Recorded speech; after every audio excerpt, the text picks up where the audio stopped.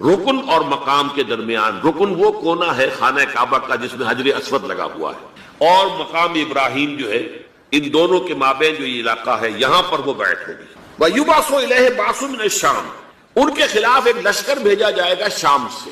نہیں کہا جا سکتا کہ باسی حکومت اس وقت کی جو ہے اس کی طرف سے کوئی مسئلہ اس طرح کا اٹھ کھڑا ہو، اس لیے کہ ابھی تو بہرحال باسی حکومت وہاں ہے۔ فَيُخْسَفُ بِهِمُ بِالْبَيْضَاءِ بَيْنَ مَکَّۃَ وَالْمَدِینَہ، لیکن اللہ تعالیٰ اس لشکر کو مکے اور مدینے کے درمیان وادی بیضاء میں دھسا دے گا، زمین کے اندر پورے کے پورے لشکر کو۔ فَإِذَا رَأَى النَّاسُ ذَلِكَ، جب لوگ یہ دیکھیں گے کہ اتنی بڑی نشانی ظاہر ہو گئی، أَتَاهُ أَبْدَالُ الشَّامِ وَعَصَائِبٌ من العراق فَيُبَايِعُونَهُ، اب شام سے سارے کے سارے جو اولیاء اللہ ہیں وہ بھی آئیں گے، اور عراق سے جوق در جوق لوگ آئیں گے اور اسے بیعت کریں گے۔ وَيَعْمَلُ فِي النَّاسِ بِسُنَّةِ نَبِيِّهِمْ، پھر وہ عمل کریں گے لوگوں کے مابین، حکومت کریں گے اپنے نبی کی سنت کے مطابق۔ وَيُلْقِي الْإِسْلَامُ بِجَرَانِهِ، اور اسلام اپنی گردن زمین پر ٹکا دے گا۔ وَالْأَرْضِ، فی الارض، زمین میں۔ فَيَلْبَسُ 7 سنین، پھر وہ 7 برس تک حکمران رہیں گے۔ ثم یتوفا، پھر ان کا انتقال ہوگا۔ ویصلی علیہ المسلمون، اور مسلمان ان پر نماز پڑھیں گے۔ یہ جو میں نے آپ کے سامنے نقشہ کھینچا ہے، اس سے اب میں ایک نتیجہ نکالتا ہوں، اسے بھی میرا گمان کہیے، اختلاف بھی کر سکتے ہیں آپ، اگر اس کو وزنی سمجھے تو قبول بھی کر سکتے ہیں۔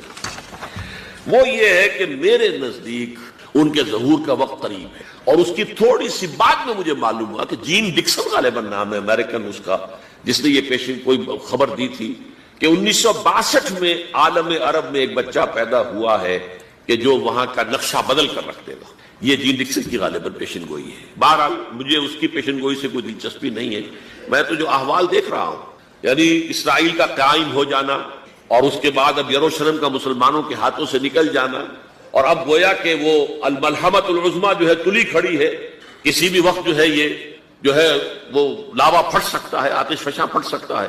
تو یہ تمام حالات ایسے ہیں کہ جن کی وجہ سے میں سمجھتا ہوں کہ ایک تو جو قرآن مجید کے اشارات میں نے آپ کو بتائے، 14 صدیاں 14 دن میں چاند کا پورا ہونا، والقمر اذا اتسق، 14 دن میں 14ویں کا چاند۔ اسی طرح اب یہ 14 صدیوں کے بعد یہ صدی جو 15ویں صدی ہے، یہ در حقیقت ظہور امام مہدی کی صدی ہے، اور یہ ہے آغاز وحی سے قبل کا واقعہ، کیونکہ حضور کی زندگی میں یہ جو دن آئے تھے 25 برس کی عمر سے لے کے 40 برس کی عمر تک، 25 برس کی عمر تک کی آپ کی زندگی بڑی مشقت کی زندگی رہی، بڑی محنت کی زندگی رہی، افلاس کی زندگی، تنگ دستی کی زندگی رہی۔ عین بچپن میں آپ بھیڑے بکریاں چراتے تھے، علی قرامید، چند ٹکوں کے عوض، یہ حضور کے اپنے الفاظ، میں چند ٹکوں کے معاوضے میں اب بھیڑے بکریاں چراتا تھا۔ پھر آپ ذرا بڑے ہوئے، اس لیے کہ ابو طالب جو ہے وہ بہت ہی مفلس انسان تھے، سرپرستی تو وہ کر رہے تھے، لیکن واقعہ یہ ہے کہ پرورش کی ہے محمد رسول اللہ نے خاندان ابو طالب، اپنی مزدوری سے، اپنی محنت سے، اپنی مشقت سے۔ پھر آپ نے تجارت کرنی شروع کی ملازمت کی شکل میں، تو یہ 6 دن تھے۔ وَوَجَدَكَ عَائِلًا فَأَغْنَىٰ، پایا اللہ نے آپ کو کیا تنگ دست تھے تو اللہ نے غنی کر دیا۔ غنی کس طور سے کیا؟ حضرت خدیجہ سے شادی ہوئی 25 برس کی عمر میں، جو عرب کی متمول ترین خاتون، ان کی اپنی فرمائش پر شادی ہوئی، انتہائی محبت کرنے والی۔ تو واقعہ میں آپ کو سنا رہا تھا کہ اس زمانے میں یہ 25 برس سے لے کر اور 40 برس کی عمر شریف کے مابین کبھی یہ واقعہ پیش آیا ہے کہ حضور ایک دفعہ کہیں نکل گئے مکے سے باہر، مختلف وادیاں ہیں، پہاڑ ہیں، پہاڑوں کے مابین وادیاں۔ ایک وادی میں آپ نے دیکھا وہ قبیلہ آ کر پڑاؤ ڈالے ہوئے ہے، انتہائی مفلوق الحال، بھوک کی وجہ سے جسم سوکھ کر کانٹے ہوئے ہیں، تن پر کپڑے نہیں، حالت دیکھ کر آپ آئے، انتہائی ملول اور غمگین ہو کر گھر میں آ کر چادر لے کر لیٹ گئے۔ اب پوچھا حضرت خدیجہ نے کیا بات رہا ہے، کیا بات؟ آپ نے فرمایا میں گیا تھا باہر فلاں وادی میں، میں نے یہ دیکھا فلاں گھاٹی میں قبیلہ ہے، پڑاؤ ڈالے ہوئے ہیں، اور یہ حال۔ حضرت خدیجہ اور فرمانے لگے کہ میرے پاس دولت نہیں ہے کہ میں ان کے لیے مدد کر سکوں۔ سرمایہ تو حضرت خدیجہ کا تھا، آپ کی اپنی ذاتی دولت تو نہیں۔ اس پر حضرت خدیجہ نے فرمایا اچھا آپ جائیے، اور بڑے بڑے قریش کے چند سرداروں کے نام دیے کہ ان کو بلانا ہے۔ حضور گئے، وہ سب آ گئے۔ اتنی دیر میں اتنا بڑا ڈھیر اشرفیوں کا حضرت خدیجہ نے لگا دیا کہ جب حضور آ کر بیٹھے تو اس کے پیچھے چھپ گئے، اور پھر کہا ان سرداران قریش سے مخاطب ہو کر آپ سب لوگ گواہ رہے ہیں میں نے یہ ساری دولت محمد کے حوالے کی، صلی اللہ علیہ وسلم، وہ جیسے چاہیں اسے خرچ۔ تو ایسی بیوی جس نے ساتھ کیا، میں اگر اس موضوع پر چونکہ میرے کچھ خاص احساسات ہیں اس لیے وہ بیان کروں گا تو پھر بہت وقت نکل جائے گا کہ حضرت خدیجہ رضی اللہ تعالیٰ عنہ کا کیا مقام تھا جسے ہم سے اکثر نہیں جانتے. ہمارے ہاں تو جیسے ہے گرفتار ابو بکر و علی ہوشیار باش، یا ابو بکر کی فضیلت رضی اللہ تعالیٰ عنہ اہل سنت کے نزدیک یا اہل تشیع کے حضرت علی کی فضیلت اسی میں ہے، گرفتار ہے، اسی میں جھگڑا ہے. اسی طرح عائشہ اور فاطمہ کا جھگڑا ہے. ایک گروہ ہے کہ جو حضرت عائشہ رضی اللہ تعالیٰ عنہ کو بہت بلند کرتا ہے، اونچا رکھتا ہے. دوسرا گروہ ہے کہ حضرت فاطمہ رضی اللہ تعالیٰ عنہ. لیکن یہ کہ حضرت خدیجہ الکبریٰ کا ذکر نہیں ملتا، بہت کم ہے. بلکہ میں نے جب ابھی شاید 2-3 سال ہوئے جب میں گیا تھا ایران، اور وہاں کے اچھے مشاہدات میں سے تہران کے ایک یہ بھی تھا کہ انہوں نے خالص خواتین کی یونیورسٹی قائم کی. اس کا نام رکھا جامعۃ الزہراء، حضرت فاطمہ رضی اللہ تعالی عنہا کے نام پر انہوں نے یونیورسٹی قائم کی. تو جب ایک ملاقات میں ان کا وہ ٹاپ کا سٹاف وغیرہ جمع تھا یونیورسٹی کا، میں نے کہا کاش آپ نے اس کا نام جامعۃ الخدیجہ الکبریٰ رکھا ہو چونکہ میں نے کہا دیکھیے یہ سنیوں اور شیعوں کے مابین مدرسۃ العائشہ للبنات، یعنی جو بھی کوئی رکھے گا یہاں پہ مدرسہ بنائے گا سنیوں میں سے، خاص طور پر اہل حدیث جنہیں عرف عام میں وہابی کہتے ہیں، وہ حضرت عائشہ کے نام پر مدرسہ بنائے گا. بچیوں کے لیے مدرسہ حضرت عائشہ کے نام، شیعہ ہو گئے تو حضرت فاطمہ زہرا کے نام.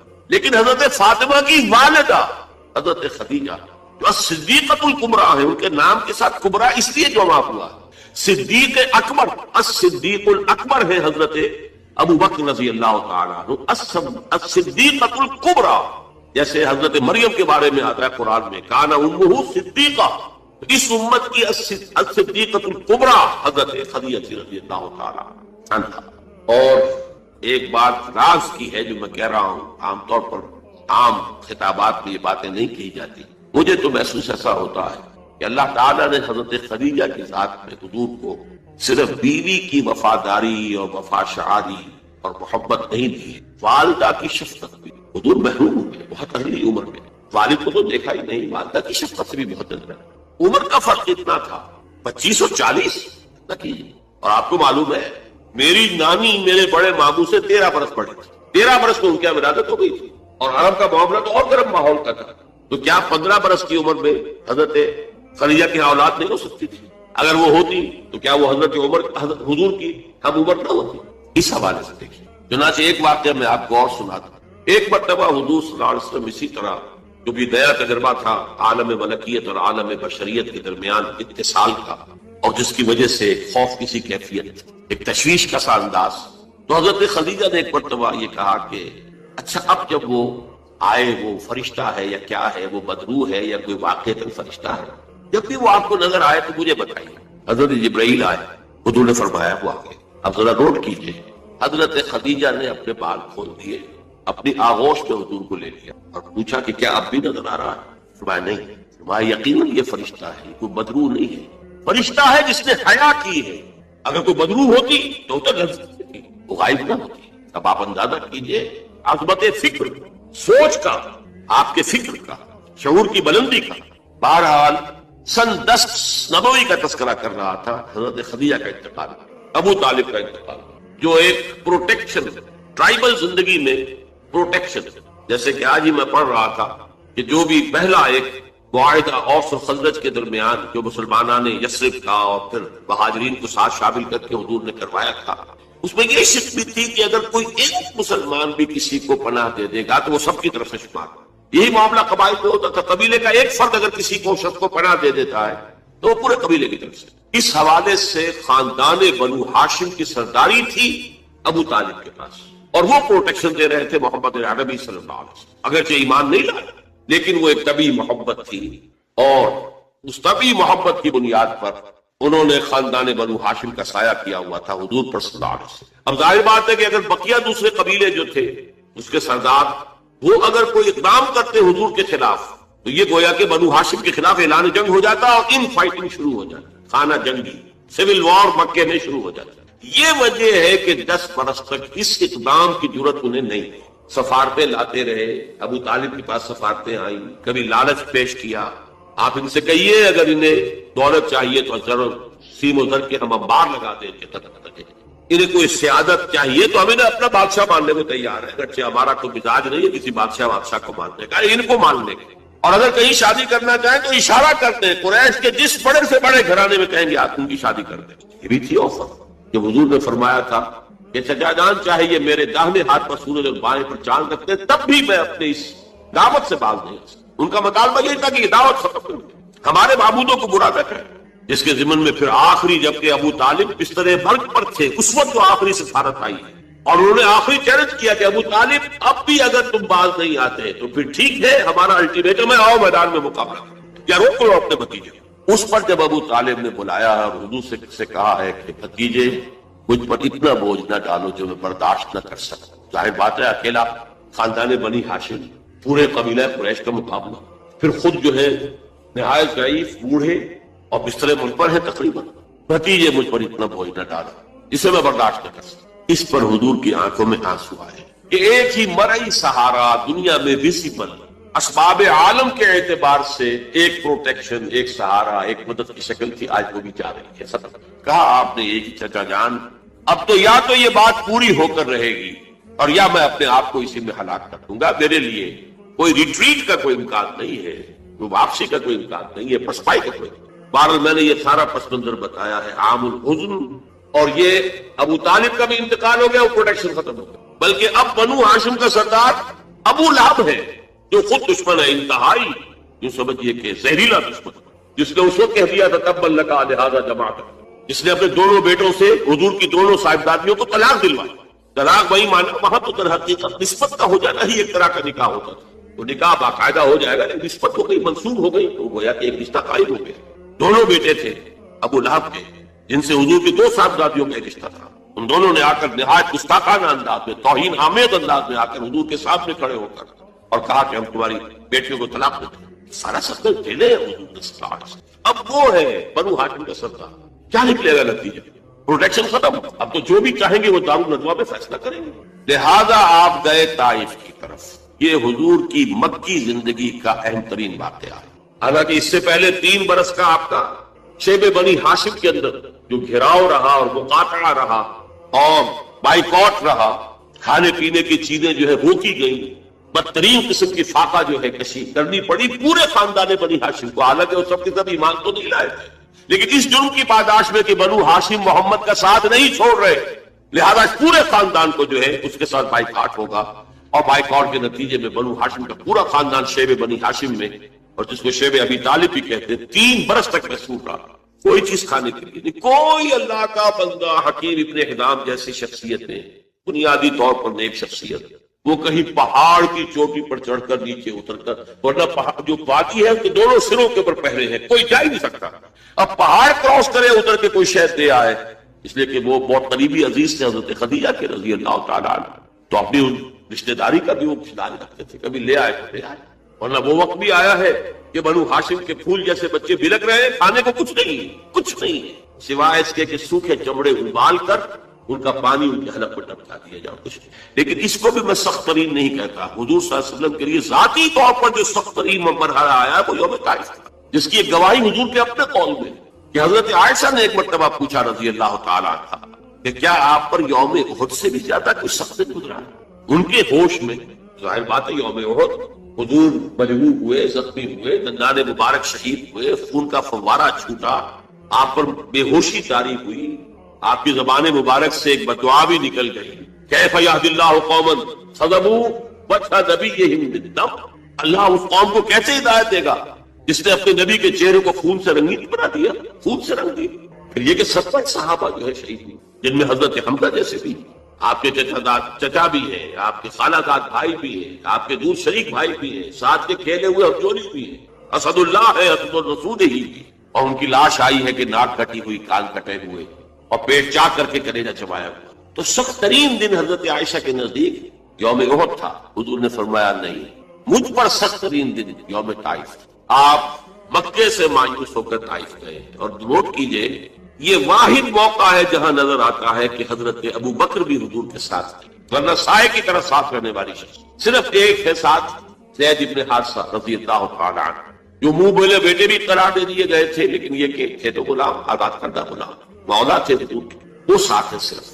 آپ نے عام راستہ اختیار نہیں کیا جو کہ آسان راستہ ہے، سیل کا راستہ اپنی ہے۔ طائف کے دو راستے ہیں، مکے سے طائف جائے دو راستے ہیں، ایک طریق السیل کہلاتا ہے، ایک طریق الجبل کہلاتا ہے۔ پہاڑی راستہ جو ہے انتہائی دشوار گزار، انتہائی، آج بھی آپ جب جائیں وہاں پر تو معلوم ہوتا ہے کیسے ان لوگوں نے سڑک بنائی ہے، نہایت دشوار گزار۔ لیکن اب تو بہرحال وہ بہت عمدہ سڑک بنی ہوئی ہے۔ حضور کے زمانے میں سڑک کہاں تھی؟ کس سختی کو جھیل کر اس طریق الجبل کو آپ نے اختیار کیا، اس لیے کہ عام آمد و رفت کا راستہ جہاں تھا وہاں تو خطرہ تھا کہ فوراً حملہ ہو جائے، کیونکہ غالباً دارالندوا میں یہ فیصلہ ہو چکا جب تک کر دو محمد کو، ختم ہوا، ابو طالب گیا۔ اب کوئی ہمیں اندیشہ نہیں ہے کہ کوئی ان فائٹنگ ہو جائے گی، کوئی جو ہے سول وار ہو جائے گی قریش میں، لہذا اس لیے آپ اوائڈ کر رہے ہیں اس راستے کو جس پر آمد و رفت عام ہے۔ وہ دشوار گزار راستے سے ہو کر طائف پہنچے، وہاں کے 3 سرداروں کے پاس جا کر اپنی دعوت پیش کی، اس امید میں کہ اگر ان میں سے کوئی ایک بھی دعوت قبول کر لے، اس پر ایمان لے آئے تو میں یہاں منتقل ہو جاؤں، یہ میرا دارالہجرت بنا۔ حکمت خداوندی میں، مشیت ازدی میں یہ معاملہ جو ہے، یہ شرف پہلے سے طے تھا یثرب کے لیے، لیکن حضور کی اپنی غور و فکر، سوچ بچار، اس کے حوالے سے آپ طائف پہنچے۔ تینوں نے جو جواب دیے ہیں کلیجے سے پار ہونے والے جوابات، ایک جگہ فوراً جب روانہ ہو جاؤ یہاں سے، اس لیے کہ ہو سکتا ہے تم سچے ہو، واقعی رسول ہو، تو میں نے کوئی توہین کر دی تو میں مارا جاؤں گا، اور ہو سکتا ہے تم جھوٹے ہو تو جھوٹے کو میں منہ لگانا نہیں چاہتا، لہٰذا روانہ ہی۔ ایک جگہ تمہارے سوا کوئی نہیں ملا تھا اللہ کو رسول بنانے کے لیے، یہ جو قرآن مجید میں بھی آیت کوٹ ہوئی ہے، من قریتین عظیم، یہ جو کوئی رجل ہوتا، کوئی شخص جو ان 2 بستیوں میں بڑی عظمت پانا ہوتا، دولت پانا ہوتا، ولید ابن مغیرہ کی طرح اس کی جائیداد مکے میں بھی ہوتی، مدینے اور طائف میں بھی ہوتی، تو ایسا شخص نہیں ملا تھا اللہ کو کوئی نبی بنانے کے لیے۔ تم جیسا یتیم مفلوق الحال، جس کا اپنا کوئی سرمایہ تھا ہی نہیں، جس کے لیے سرمایہ بھی اگر کوئی تھا تو بیوی کا تھا، وہ اللہ نے چنا۔ بہرحال آپ ان سے مایوس ہو کر روانہ ہونے لگے تو اشارہ کر دیا، جنہیں اسٹریٹ ارچنز آپ کہتے ہیں، یہ چھوکرے گلیوں کے آوارہ، کہ ذرا ان کی خبر دو۔ انہوں نے پتھراؤ شروع کیا۔ اب ظاہر بات ہے کہ حضرت زید ابن حارثہ اگر وہ سامنے سے آ کر حضور کو شیلڈ کرتے ہیں، وہ پیچھے سے پتھراؤ کرتے ہیں، سائڈ سے کرتے ہیں، وہ پیچھے جاتے ہیں تو سامنے سے پتھر آ رہے ہیں، تاک تاک کر ٹخنے کی ہڈی کو نشانہ بناتا ہے، اور یہ کہ اس سے جو خون بہ رہا ہے وہ جا کر نالین کے اندر جم گیا ہے۔ وہاں سے پھر ذرا آپ نکلے، ایک جگہ ٹھہرے، زیادہ تفصیل میں نہیں میں جا رہا، لیکن خاص طور پر یہ نوٹ کرا دینا چاہتا ہوں کہ حضور کی زبان مبارک پر فریاد آ گئی، اللہم الیک اشکو ضعف قوتی وقلت حیلتی وحوانی علی الناس، اے اللہ تیری ہی جناب فریاد کرتا ہوں اپنی قوت کی کمی کا، اپنے وسائل کی کمی، اور لوگوں کے سامنے جو رسوائی ہو رہی ہے، رسوائی، یہ رسوائی مکے میں نہیں ہوئی تھی کبھی، یہ پتھراؤ مکے میں نہیں ہوا تھا کبھی۔ اللہم الیک اشکو ضعف قوتی وقلت حیلتی وحوانی علی الناس، الی من تکلنی، اے اللہ مجھے کس کے حوالے کر دیا، الی بعید یتجہمنی اور الی عدو ملکت امری، کیا وہ دور دراز کے لوگ جن کا مجھ سے کوئی تعلق ہی نہیں ہے ان کو مجھ پر حملہ کرنے کے لیے کھلی چھوٹ دے دی، اور کیا دشمن کے حوالے مجھے کر دیا کہ جو چاہے کر دیا، یہ فریاد۔ لیکن اس کے بعد وہ مقام عبدیت غالب آئی، یہ جو 2 نسبتیں ہیں محمد رسول اللہ کی، عبدہ و رسول، مقام عبدیت کا تقاضا کچھ اور ہے، سر تسلیم خم، کوئی شکوہ شکایت زبان پر نہ آئے۔ فرماتے ہیں ان لم یکن علی غضبک فلا ابالی، اگر تو ناراض نہیں ہے تو پھر مجھے کوئی بات، سر تسلیم خم ہے جو مزاج ہے۔ اندیشہ تو یہ ہوا کہ کہیں تو ناراض نہ ہو گیا، جیسے ابتدا میں چند دن کے لیے وحی کی آمد کا سلسلہ رکا تھا تو اندیشہ ہو گیا تھا کہ کہیں اللہ ناراض تو نہیں ہو گیا کہ وحی کا سلسلہ بنا، جس پر وہ آیات نازل ہوئی، وَالضُّحَىٰ وَاللَّيْلِ إِذَا سَجَىٰ مَا وَدَّعَكَ رَبُّكَ وَمَا قَلَىٰ وَلَلْآخِرَةُ خَيْرٌ لَكَ مِنَ الْأُولَىٰ۔ اسی کو کہتے ہیں فارسی میں کہ عشق تو 1000 بدگمانی، جہاں عشق کا اور محبت کا معاملہ ہوتا ہے تو بڑی جلدی بدگمانی پیدا ہو جاتی ہے، کہیں کوئی ناراض تو نہیں ہو گیا کسی وجہ سے، میری کوئی بات جو ہے کھل تو نہیں گئی کسی چیز سے، کوئی ایسی تو نہیں کہ ناگواری محسوس ہوئی۔ تو ان لم یکن علی غضب فلا ابالی، اگر غضب نہیں ہے تیرا، ناراض نہیں ہے تو پھر مجھے کوئی پرواہ نہیں۔ اعوذ بنور وجهک الذی اشرقت له الظلمات، میں تیرے چہرے عظمت کی اس ضیاء اور نور کی پناہ میں آتا ہوں کہ جس سے تمام اندھیارے جو ہے وہ دور ہو جائے۔ بہرحال وہاں سے جب واپس آئے ہیں تو نوٹ کیجئے ٹرننگ پوائنٹ ہے یہ، اس لیے کہ یوم طائف ایک اعتبار سے کلائمیکس ہے، ذاتی اعتبار سے محمد الرسول اللہ صلی اللہ علیہ وسلم پر ابتلاء اور آزمائش اور امتحان اور سختی کا نقطۂ عروج، کلائمیکس۔ اور اسے مولانا مناظر حسن گیلانی رحمۃ اللہ علیہ نے اپنی تصنیف النبی الخاتم میں ٹرننگ پوائنٹ قرار دیا۔ اس کے بعد سے اللہ تعالیٰ کی طرف سے خصوصی پروٹیکشن، اللہ تعالیٰ کی طرف سے خصوصی حفاظت جو ہے حضور صلی اللہ علیہ وسلم کو حاصل تھی۔ لیکن یہ کہ فوری طور پر طائف سے واپسی کے بعد معاملہ یہ ہوا ہے، عالم اسباب میں حضور کا معاملہ یہ تھا کہ آپ داخل نہیں ہو سکتے مکے میں، کیا کریں؟ وہاں قتل کا فیصلہ ہو چکا، داخل ہوں گا کوئی قتل کر دے گا، اور جب دار الندوہ میں فیصلہ ہو چکا ہو تو کوئی اس کے اوپر جرم نہیں، کوئی اس کے اوپر الزام نہیں، کوئی مقدمہ نہیں بنے گا۔ طائف گیا تھا، خالی ہاتھ لوٹا۔ عالم اسباب، اب نوٹ کیجیے جو نقطہ میں واضح کرنا چاہتا ہوں کہ حضور کی ساری جدوجہد عالم اسباب میں قدم بقدم زمین پر چل کر ہوئی۔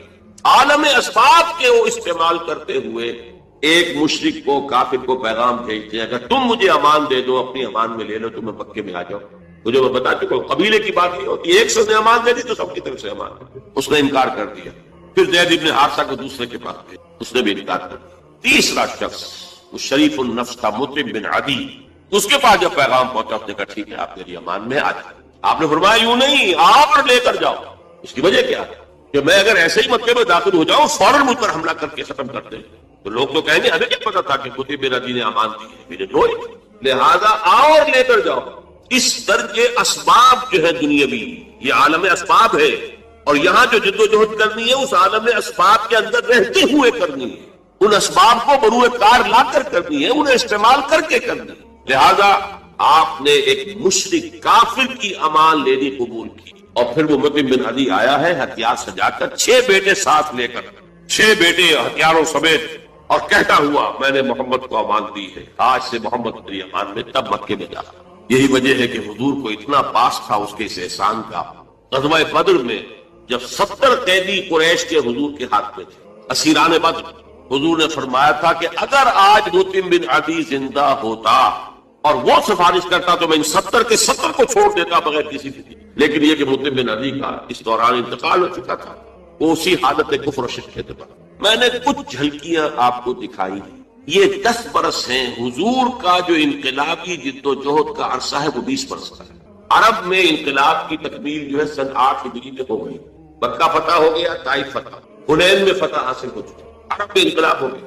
لہذا 12 برس مکے کے اور 8 برس مدینے کے شامل کر لیجئے، 20 برس۔ ان 20 کو 2 حصوں میں تقسیم کیجئے، 10 سال ادھر 10 سال ادھر۔ پہلے 10 سال کا حاصل یہ ہے جو میں نے آپ کے سامنے رکھ دیا کہ کل 125 یا 150 افراد ایمان لائے۔ آپ کی یہ حیثیت نہیں تھی کہ آپ مکے میں اپنے بل پر ان his own right آپ قیام کر سکتے، لہذا آپ نے ایک کافر اور مشرک کی امان لی۔ یہ ہے 10 برس کی محنت شاقہ کا۔ اگلے 10 برس میں وہ انقلاب جس تیزی کے ساتھ مکمل ہوا، اسی سال جبکہ طائف سے واپس آئے، حج کے ایام میں آپ پھر رہے ہیں مختلف وادیوں میں جہاں حاجی ٹھہرے ہوئے ہیں۔ یثرب کے 6 حاجی آپ کو مل گئے، ان کے سامنے آپ نے اپنی دعوت رکھی۔ وہ خزرج کے قبیلے سے تھے۔ مدینے میں یہودی چونکہ یہ کہا کرتے تھے کہ نبی آخری زمان کا ظہور ہونے والا ہے، ان قریب جو ہے آخری نبی کا ظہور ہوگا۔ اور جب ان کے جھگڑے ہوتے تھے اوس و خزرج سے یہودیوں کے، اور مار کھاتے تھے ان سے، جیسے بنیے اگر ان کا کوئی جھگڑا ہو جاتا تھا گاؤں میں تو ظاہر بات ہے مار تو ان کا مقدر تھی، ایسے ہی وہ مار کھاتے تھے، لیکن کہتے تھے کہ ابھی تو تم ہمیں دبا لیتے ہو، لیکن دیکھو نبی آخر الزمان کے ظہور کا وقت قریب ہے، جب ہم ان کے ساتھ ہو کر تم سے لڑیں گے تو تم ہمیں شکست دے سکتے۔ یہ کانوں میں ان کے باتیں پڑی ہوئی، لہذا جب حضور نے اپنی دعوت پیش کی انہوں نے کننکھیوں سے ایک دوسرے کو دیکھا، معلوم ہوتا ہے یہ وہی نبی ہیں جن کا ذکر یہود کرتے ہیں۔ تو اس سے پہلے کہ یہودی ان پر ایمان لے آج کوئی مان لے، وہ 6 آدمی ایمان لے۔ اگلے سال انہوں نے چھوٹی بہت جو بھی دعوت دی ہوگی اس کے نتیجے میں 12 آ گئے۔ اب انہوں نے کہا کہ ہمیں کوئی مبلغ دیجئے، کوئی معلم دیجئے، مقری دیجئے جو قرآن ہمیں پڑھائے۔ آپ سے تو ہماری ملاقات اب 1 سال بعد ہوگی، یہ کہ عرب میں سفر کرنا کوئی آسان کام تھا، ہر وقت خطرہ قتل و غارت کا، قافلے لٹ رہے پٹ رہے، تو وہ تو جو اشہر حرم ہوتے تھے حج کے مہینے ان میں امن و امان ہوتا تھا، کوئی کسی کو تنگ نہیں کرتا تھا، کوئی قتل و غارت کری نہیں۔ تو اگلے سال ملاقات ہوگی تو آپ ہمیں دیجئے کوئی مقری پڑھانے والا۔ قرآن نام قرآن فال بنا میں من دیوانہ زدن حضرت مصعب بن عمیر حضور نے معین کیا، وہ سب جاؤ۔ وہ چلے گئے، کچھ عرصے کے بعد ایک اور کو بھیج دیا، حضرت عبداللہ ابن ام مکتوم نابینا صاحب۔ ان 2 نے وہاں جا کر 1 سال میں جو دعوت اور تبلیغ کا کام کیا، قرآن پڑھایا لوگوں کو، حضرت مصعب کا نام ہی پڑ گیا المقری، جال مقری، جال مقری، وہ آیا استاذ پڑھانے والا. اس کے نتیجے میں اگلے سال 75 افراد آ گئے اور بیعت عقبہ ثانیہ ہو گئی، جس کے نتیجے میں ہجرت کا راستہ کھل گیا یثرب کی طرف. اوس اور خزرج کے بڑے بڑے لوگ موجود تھے ان دونوں اس 75 افراد کے اندر. تو معلوم ہوا کہ دونوں قبائل نے گویا کہ بعثت مجموعی اسلام کی طرف پیش قدمی کر لی. لہذا اللہ تعالیٰ کی وہ مشیت اس طور سے پوری ہوئی کہ پھر ہجرت ہوئی مدینے کی، اور یہ کہ پہلے حضور نے بقیہ صحابہ کو اجازت دے دی، خود منتظر رہے جب تک کہ ایکسپریس پرمیشن نہ آ جائے اللہ کی طرف سے. اس کے ضمن میں بھی ایک واقعہ ضرور سنا دینا چاہتا ہوں. حضرت ابوبکر حضور کے ساتھ سفر کے لیے بالکل تیار، پوچھ رہے ہیں حضور اجازت آ گئی؟ نہیں ابھی نہیں آئی. اگلے روز پھر آئی اجازت؟ نہیں آئی. حضرت عائشہ فرماتی ہیں ایک دن عجیب ہم نے دیکھا، دوپہر کے وقت اپنے چہرے اور سر کے اوپر کپڑا آپ نے اوڑھا ہوا ہے پوری طریقے سے. بہت غیر معمولی بات. دوپہر میں عرب میں کسی کے ہاں جانا اور وزٹ کرنا جو ہے یہ نہ آج جو ہے کوئی پسندیدہ بات ہے نہ پہلے کبھی تھی. یہ قیلولے کا وقت ہے. حضرت عائشہ کہتی ہے ہم حیران ہوئے کہ حضور چلے آ رہے. اب آ کر آپ نے پہلی بات یہ فرمائی کہ ابوبکر اجازت آ گئی ہے. حضرت ابوبکر بہت خوش ہوئے. انہوں نے اپنے طور پر 2 اونٹنیاں تیار کی ہوئی تھی، کھلا پلا کے خوب فربا بوٹا کیا ہوا تھا تاکہ تیز دوڑے اور سفر ہجرت میں وہ اونٹنیاں کام آئیں، ایک اپنے لیے ایک حضور کے لیے سنبھال ہے. تو انہوں نے خوشی کے انداز میں کہ اب شاباش ملے گی کہ تم نے واقعتاً تیاری کی، اہتمام کیا. تو عرض کیا کہ حضور میں نے یہ 2 اونٹیاں تیار کر رکھی. ذرا سا توقع فرمایا، ٹھیک ہے ایک میں استعمال کروں گا لیکن میں اس کی اسلام کا زوال شروع ہو گیا خلافت راشدہ کے خاتمے کے ساتھ. حضور کی حدیث بدأ الاسلام غریبا وسیعود کما بدأ فطوبى للغرباء. اسلام کمزور تھا، اجنبی تھا، غریب تھا، کوئی اس کا جاننے والا نہیں، پہچاننے والا نہیں، پرسان حال نہیں تھا.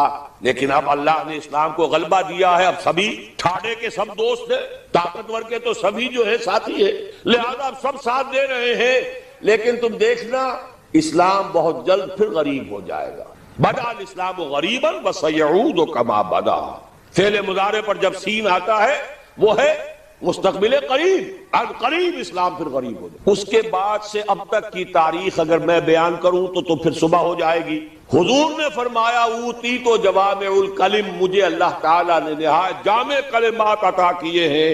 ایک حدیث کے حوالے سے اب تک کی تاریخ 14 برس سے چند سال کم کی تاریخ ایک حدیث میں. مسند احمد ابن حنبل کی روایت نعمان ابن بشیر رضی اللہ تعالیٰ عنہ راوی. غالباً یہ کتاب کا یہاں تقسیم ہوا ہوگا، اس میں یہ حدیث کے ٹیکسٹ موجود ہیں. میں اگر لفظاً معاملہ لے کر چلوں گا تو معاملہ مشکل ہو جائے گا. ترجمہ بھی متن بھی یہ 4 ورقہ ہے، جنہیں نہیں ملا وہ جاتے ہوئے لیتے جائیں ضرور.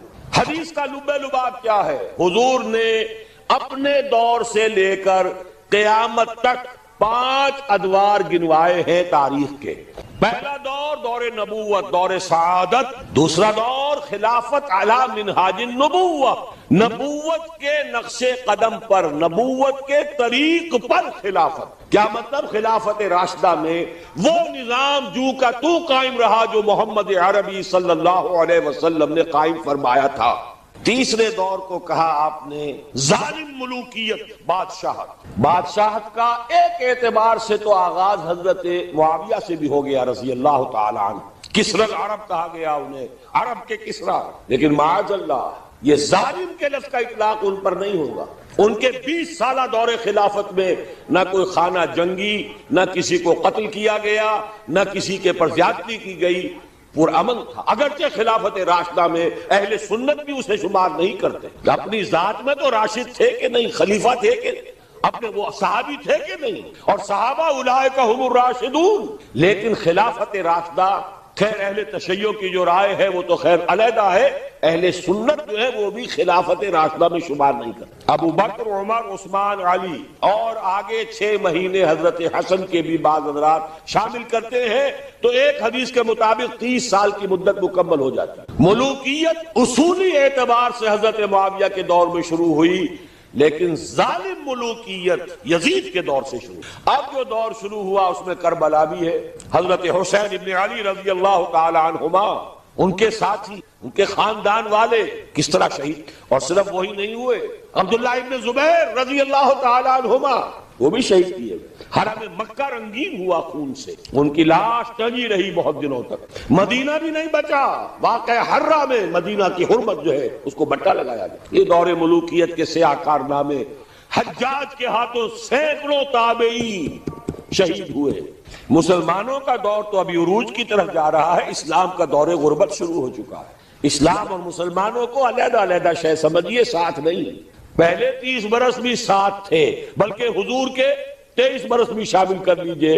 پہلی نصف صدی جو ہے وہ ساتھ ساتھ ہے. دین کا بھی عروج ہو رہا ہے، ساتھ ہی امت مسلمہ کا عروج بھی. اس کے بعد امت مسلمہ تو چڑھتی جا رہی ہے اور دین گرنا شروع ہو. ویسے یہ بات ذہن میں رکھیے کہ وہ کوئی 2-4 دنوں میں نہیں گرا. کھنڈر بتا رہے ہیں عمارت عظیم تھی. یہ 6 منزلہ عمارت، شاہ اسماعیل شہید نے اس اصطلاح کو استعمال کیا ہے. یہ 6 منزلہ عمارت کوئی 1000 بلکہ 1200 برس میں جا کر زمین بوس ہوئی، لیکن ہے پھر وہ گریجول ڈکلائن. تو تیسرا دور حضور نے فرمایا ظالم ملوکیت. چوتھا دور فرمایا غلامی والی ملوکیت، ملکن جبرین. پہلے تو 1000 برس تک بادشاہ مسلمان تو تھے، چاہے ان میں بدماش بھی تھے، عیاش بھی تھے، ظالم بھی تھے، اچھے بھی تھے، نیک بھی تھے. آخر انہی میں صلاح الدین ایوبی بھی تھے، انہی میں نور الدین زنگی بھی تھے، انہی میں اورنگزیب بھی تھے، انہی میں التتمش بھی تھے. اچھے بھی تھے، اس میں کوئی شک نہیں، لیکن تھے بادشاہ، خلیفہ تو نہیں تھے. لیکن یہ کہ اکثر و بیشتر کا معاملہ تو وہی ہے، عیاشیاں ہیں. محل بن رہے ہیں، تاج محل بن رہے ہیں، الحمرا بن رہا ہے. جہاں جائے کوئی اقبال اور جا کر رو کر آ جائے.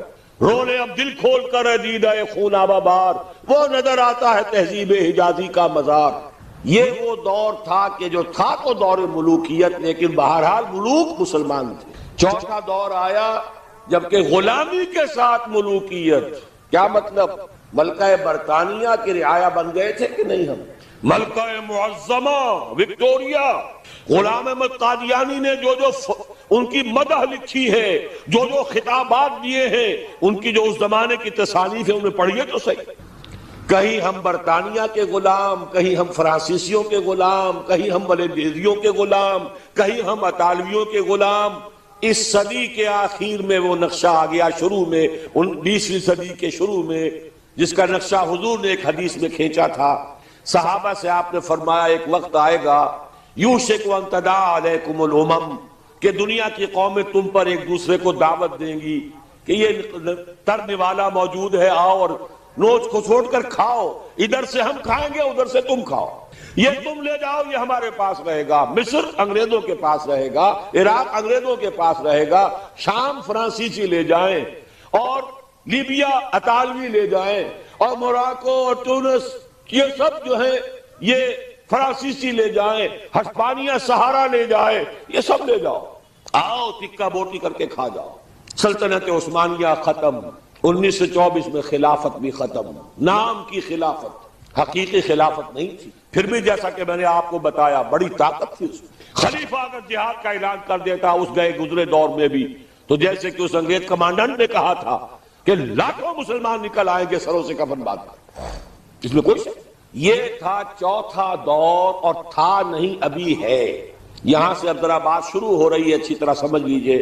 کہنے میں تو یہ آتا ہے اور تاریخ بھی یہ بتاتی ہے، حقائق بھی کچھ اس طرح کے ہیں کہ اس صدی کے آغاز میں تو اسلام اور مسلمان دونوں انتہائی زوال کو چلے گئے.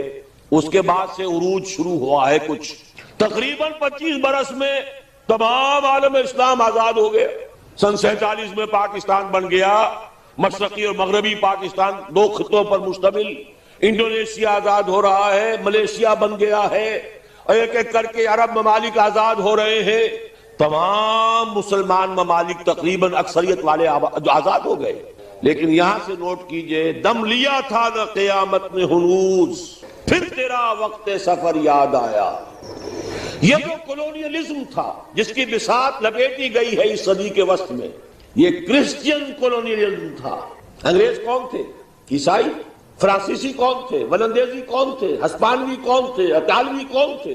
یہ عیسائیوں کی کولونیل حکومتیں، نو آبادیاتی حکومتیں. وہ بساط ذرا طے ہوئی تھی کہ اسی وقت ورلڈ بینک قائم ہوا. کچھ عرصے بعد IMF قائم ہوا اور اس سازش کا سارا سلسلہ شروع ہو گیا جو خلیج کی جنگ کے بعد عوام کے سامنے بھی علم نشرہ کر دی گئی. وہ سازش کیا ہے اسے سمجھ لیجئے. چوتھا دور ابھی جاری ہے. اس کو مختصر طور پر تو یوں کہوں گا کہ ایک سیلاب آ رہا ہے نیو ورلڈ آرڈر کے نام سے. نیو ورلڈ آرڈر، اور نیو ورلڈ آرڈر اصل میں کیا ہے؟ براہ راست حکومتیں نہیں ہوں گی دوسروں کی، انہی میں سے لوگوں کو بٹھاؤ لیکن مالیاتی شکنجے میں جکڑ لو. کام یہ کریں، محنت یہ کریں، صبح سے شام تک مشقت یہ کریں، اپنے سودی نظام سے، اپنے ورلڈ بینک سے، اپنے IMF سے ان کی محنت اور ان کی کمائی کی ملائی کھینچتے چلے جاؤ، چھاچ ان کو بھی دیتے رہو. یہ پورا فلسفہ یہود کا ہے، زائنزم کے نام سے جو دنیا میں چل رہا ہے.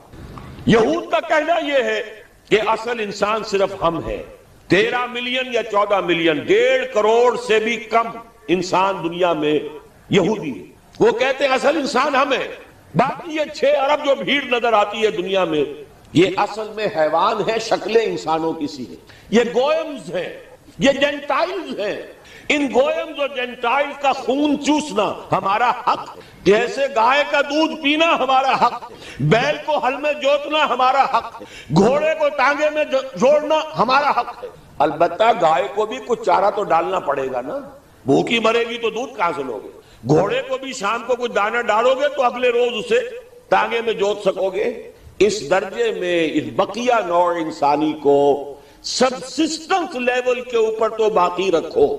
باقی ان کی محنت، ان کی کوشش، ان کی جد و جہد. گھوڑے پر اگر آپ نے جو بھی ٹانگے باندھ ہے، اس نے اگر 100 روپے شام تک کمائے ہیں تو 20-25 تو بہرحال گھوڑے پر بھی ڈالے گا، باقی اس کی کمائی ہے. سبسسٹنس لیول ان کو دو تاکہ یہ کل بھی کام کرنے کے قابل ہو. لیکن سارا سودی نظام کے ذریعے سے ان کا خون ہم کشید کرتے چلے. یہ نیا مالیاتی عالمی استعمار ہے. وہ استعمار اور تھا، وہ کولونیل رول. انگریز آ گیا. اب انگریز جب ہندوستانیوں کو نظر آتے تھے تو ہندوستانیوں کا خون جوش میں آتا تھا کہ نہیں؟ بغاوت کرتے تھے، مارتے تھے. پھر وہ ہندوستانیوں کو مارتے تھے. تو مار رہے ہیں اور مر رہے ہیں. یقتلون و یقتلون. حاصل کیا ہے؟ ہمیں آم کھانے سے غرض ہے، پیڑ گننے سے کیا فائدہ؟ اگر ہم ان کی کمائی، ان کی محنت اسے کشید کرتے چلے جائیں، اس کو کھینچ کر لے جائیں، تو خامخواہ ان کے اوپر براہ راست حکومت کرنے سے حاصل کیا ہے؟ یہ ہے چوتھا دور جس کی نئی شکل صرف بدل گئی ہے. پورے عالم اسلام میں حکومت میں وہی لوگ بیٹھے ہیں، عدل بدل وہ کرواتے رہتے ہیں. ایک زیادہ بدنام ہو گیا یا ہو گئی، چلو اس کو ہٹاؤ، دوسرا لے آؤ. کچھ دنوں کے بعد اسے زیادہ بدنام ہو جائے گی یا ہو جائے گا، تیسرے کو لے آئیں گے. الیکشن کراتے رہو، یہ اسی میں مگن رہے. الیکشن ممبری کرسی صدارت بنائے، خوب آزادی نے پھندے، اٹھا کر پھینک دو باہر گلی میں. نئی تہذیب کے انڈے ہیں گندے، یہ اقبال کہہ کے گیا ہے. لیکن لگائے رکھو، انہیں کرکٹ کے میچ میں الجھائے رکھو، دیکھتے رہے صبح سے شام تک بیٹھے ہوئے. انہیں پتہ ہی نہ چلے کون ہمارا خون چوس رہا ہے، کتنی جوکیں لگی ہوئی ہیں میرے جسم کے ساتھ اور وہ میرے خون کو چوس رہی ہیں. انہیں پتہ ہی نہ ہو. مست رکھو. اقبال نے تو کہا تھا نا، مست رکھو ذکر و فکر صبح گائی میں اسے. اس سے کہیں زیادہ لذت جو ہے وہ اب وہ میچ دیکھنے میں آ رہی ہے. لگاؤ ان کو، طرح طرح کے نام سے جو ہے جوئے کے اندر لگاؤ. یہ تمام دھندے اس لیے ہیں یہ اس میں مگن رہے حیوانوں کی طرح. اور یہ بھی نوٹ کر لیجئے، یہ بھی ان کے پروٹوکول میں ہے. اخلاقی اعتبار سے انہیں کرپٹ کر دو. انہیں تمیز ہی نہ رہے بیٹی میں اور بیوی میں، انہیں تمیز نہ رہے مرد اور عورت میں. حیوان، بالکل حیوان. انسانیت کہیں رہ گئی تو کسی اور بغاوت کا اندیشہ ہے. عورت کو باہر نکالو گھر سے، اسے شمع محفل بناؤ، اسے ہتھیاروں، اسے اشتہاروں کا موضوع بناؤ. موٹر سائیکل کا اشتہار ہے تو عورت، چائے کا اشتہار ہے تو عورت. یہ سارے کھیل یوں ہی نہیں ہو رہے. Protocols of the elders of the Zion 1897 کے ان کا ذرا مشاہدہ کیجیے تو معلوم ہو جائے گا جو کچھ ہو رہا ہے وہ یہود کی وہ سازش. حضور صلی اللہ علیہ وسلم کی اس مقصد بعثت کی تکمیل کا سیلاب جب چلا تھا، تھمتا نہ تھا کسی سے سیل رواں ہمارا. کس نے روکا؟ نہ ایرانیوں کی تلواریں روک سکی، نہ رومی لیجنز، رومی فوجی دنیا جو ہے تھراتی تھی ان کے نام سے، نہیں روک سکے اس سیلاب کو۔ حضرت خالد نے کہا تھا رومیوں سے، تم اپنی تعداد پر نہ جانا، اپنے اسلحہ پر نہ جانا، جان لو تمہارا مقابلہ آج اس قوم سے ہے جسے موت اتنی ہی عزیز ہے جتنی تمہیں زندگی عزیز ہے۔ منحصر مرنے پہ ہو جس کی امید، نا امیدی اس کی دیکھا چاہیے، تو موت کا خواہش مند ہے۔ شہادت ہے مطلوب و مقصود مومن، نہ مال غنیمت نہ کسوت کشائی، اسے کون شکست دے گا؟ تو اچھی طرح سمجھ لیجئے یہ سارا پیکج ہے۔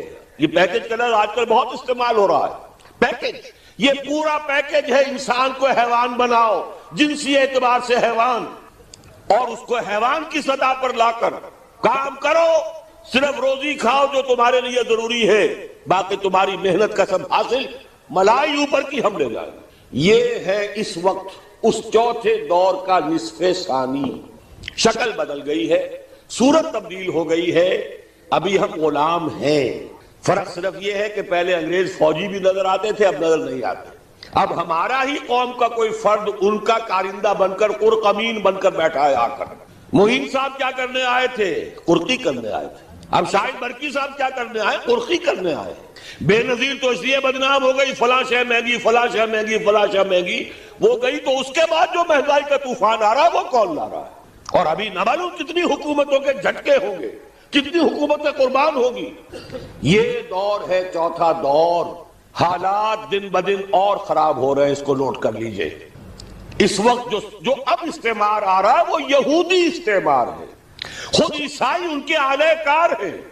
پوری دنیا میں ایک سول سپریم پاور امریکہ، اور امریکہ کی جان حقیقت میں یہودیوں کے ہاتھ میں، فرنگ کی رگے جہاں پنجے یہود میں۔ بظاہر آپ یہ کہہ سکتے ہیں U N O, new world order کی امین، کسٹوڈین کون؟ U N O. U N O کون؟ امریکہ کی لونڈی۔ اور امریکہ کی جان کس کے ہاتھ میں؟ یہودیوں کے ہاتھ۔ یہ عالمی استعمار، اس کا طوفان چلا رہا ہے۔ آخری ٹکراؤ ہونا ہے امت محمد اور یہود کے مابین۔ شیطانی قوت کا سب سے بڑا نمائندہ یہودی، وہ جو اقبال نے اشعار کہے تھے، دنیا کو ہے پھر مار گئے روح و بدن پیش، تہذیب نے پھر اپنے درندوں کو ابھارا، اللہ کو پامر دیے مومن پہ بھروسہ، ابلیس کو یورپ کی مشینوں کا سہارا۔ لیوسیفر، اس کا اعلی کار آرڈر آف الومیناٹی، اس کے اعلی کار میسن، فری میسن، فلاں فلاں اور فلاں، زائنزم کے نام سے تحریک۔ 2000 برس کے بعد یہودیوں کی حکومت قائم ہو گئی 1948 میں۔ میں نے 2000 برس کہے تھے پہلے بھی۔ سن 70 عیسوی میں یہ بے دخل کیے گئے تھے فلسطین سے اور یروشلم سے۔ ان کا ہیکل سلیمانی، اور وہ بھی نمبر 2 تھا، سیکنڈ ٹیمپل۔ پہلا ٹیمپل پہلے نبوکدنضر کے ہاتھوں یا بخت نصر کے ہاتھوں برباد ہوا تھا، وہ تو حضرت مسیح سے بھی 600 برس قبل۔ پھر انہوں نے بعد میں بنایا اپنا ٹیمپل، سیکنڈ ٹیمپل کہلاتا ہے۔ سن 70 عیسوی میں رومنز نے اسے بھی گرا دیا، وہ آج تک گرا پڑا ہے، اس کی صرف ایک دیوار سلامت ہے، کوئی چھوٹی سی کہیں، جس کو ویلنگ وال کہتے ہیں۔ وہاں جاتے ہیں، زیارت کرتے ہیں اور سر پھوڑتے ہیں اپنا اور ماتم کرتے ہیں، روتے ہیں۔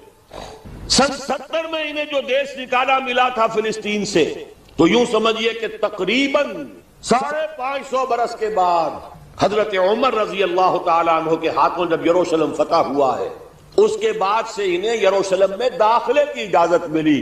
حضرت عمر نے رحم فرمایا کہ تم بھی آ سکتے ہو یہاں، لیکن جو کرسچنز نے، عیسائیوں نے جب قبضہ دیا تھا، کیونکہ فتح نہیں کیا تھا مسلمانوں نے یروشلم کو، فتح نہیں ہو سکا تھا، وہ تو انہوں نے ایک معاہدے کے تحت ہینڈ اوور کیا ہے، سرنڈر کیا ہے، اور اس معاہدے میں عیسائیوں نے یہ بات طے کرا دی تھی کہ یہاں یہودیوں کو آباد ہونے کی اجازت نہیں دی جائے گی، آئیں زیارت کریں چلے جائیں، مکان نہیں خرید سکتے، زمین نہیں خرید سکتے، سیٹل نہیں ہو سکتے۔ لیکن 1900، بلکہ نوٹ کر لیجئے 1897 میں، اب یہ 1997 آ رہا ہے، اگلے سال کیا، آپ کو بہت قریب آ گیا، سال تو بہت بڑی بات ہوتی ہے، 1 مہینے بعد، 1.25 مہینے بعد شروع ہو رہا ہے۔ پورے 100 برس قبل یہودی بینکرز تھے، کچھ بڑے بڑے بینکرز، سوئٹزرلینڈ میں جمع ہوئے، نقشہ بنایا، اسکیم بنائی، سازش کی صلاحیت اللہ نے بے پناہ دی ہے، دولت بے شمار جمع کر چکے تھے سودی نظام سے۔ 20 برس کے اندر اندر برطانیہ کے ذریعے سے اعلان کرا لیا بالفور ڈیکلریشن، سن 70 اور 1917 کتنا فرق ہوا اس میں؟ 1800 برس سے زائد عرصہ. ان کا داخلہ ممنوع تھا پہلے 500 برس، بعد میں داخل ہو سکتے تھے، آباد نہیں ہو سکتے تھے. 1917 میں بالفور ڈیکلیریشن کے ذریعے حق مل گیا کہ ہاں یہ بھی آ سکتے ہیں، مکان خرید سکتے ہیں. چونکہ اب ظاہر بات ہے پہلی جنگ عظیم کے بعد مسلمان تو چت پڑا ہے، کون بولے گا.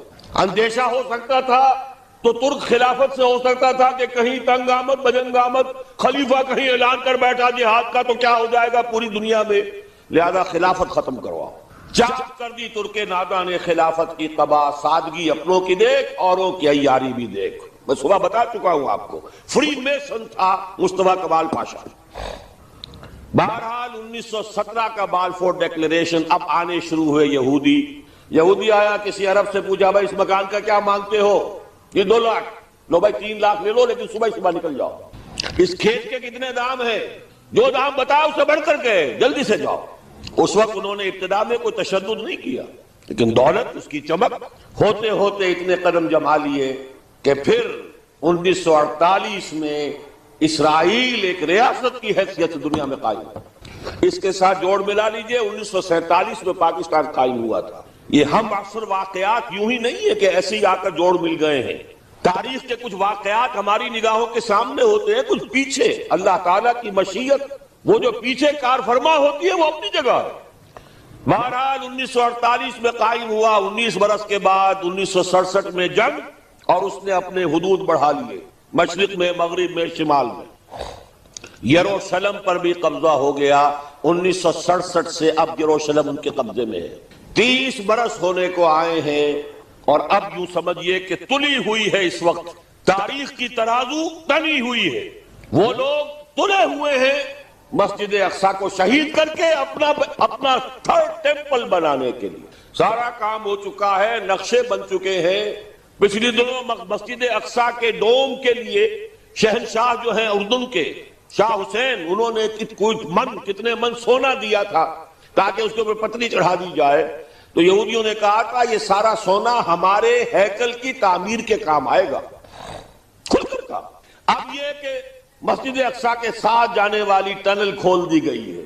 کوئی دن کی بات ہے کہ کوئی یہودی، کوئی جنونی جائے گا وہاں پر جا کر ایکسپلوسیو رکھائے گا، اور اس ایکسپلوسیو کے نتیجے میں مسجد اقصیٰ شہید ہو جائے گا. پھر کہیں گے بھائی ہمارا کوئی جنونی کر گیا، جب کر گیا تو چلو اب جو ہو گیا فیٹ اکمپلی ہے یہ، اب یہاں ہمارا ٹیمپل بننے دو. اور امت مسلمہ کی نبض وہ دیکھ چکے ہیں ایودھیا کی مسجد گرا کر. پوری دنیا میں کسی مسلمان کو محسوس ہی نہیں ہوا.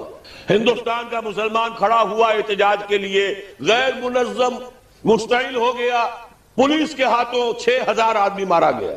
پاکستانی اٹھے، مندر گرا دیے، اور پھر وہ زکوٰۃ کے پیسوں سے بنا کر دیے. باقی پورے عالم عرب میں کسی کو محسوس بھی نہیں ہوا کہ کوئی واقعہ ہوا ہے. دیورس RSS کا جو گرو تھا، ابھی مرا نہیں ہے لیکن اپنی صحت کی خرابی کی وجہ سے اس نے ایک چوتھے گرو کو حوالے کر دیا ہے، RSS، راشٹریہ سیوک سنگھ. اس نے یہ سرکولر ایشو کر دیا تھا پورے ہندوستان کی ہندو جماعتوں، انجمنوں، سوسائٹیوں کو.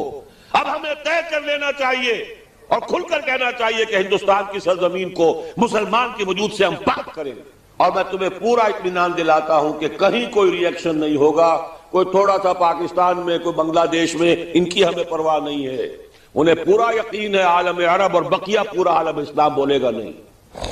بہرحال یہ جو فضا تنی ہوئی ہے، اس کے حوالے سے اب میں صرف آخری بات آپ سے کروں گا.